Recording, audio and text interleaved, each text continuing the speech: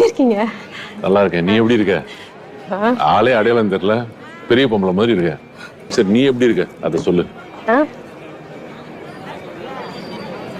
அதான் இருக்கேன்ல, பார்த்துட்டு தானே இருக்கேன். வீட்டுல எப்படி இருக்காரு? இருக்காரு. பேசாம அவனே கல்யாணம் பண்ணிருக்கலாம். எல்லாரும் சொன்னாங்க, எங்க அப்பா தான் சென்னையில கட்டி கொடுத்தா என் பிள்ளை எப்படி இருப்பா, என்ன பண்ணுவான்னு தெரியாதுன்னு வேண்டான்ட்டாரு. ஐயோ, நான் பாருமா கல்யாணத்துக்கு வந்தவங்க கிட்ட போய் என் சொந்த கதை சோகட்டு. சாரி மச்சான். சரி, நீங்க தான் இருப்ப, ஏதாவது வேணா கூப்பிடு, சரியா? அதான்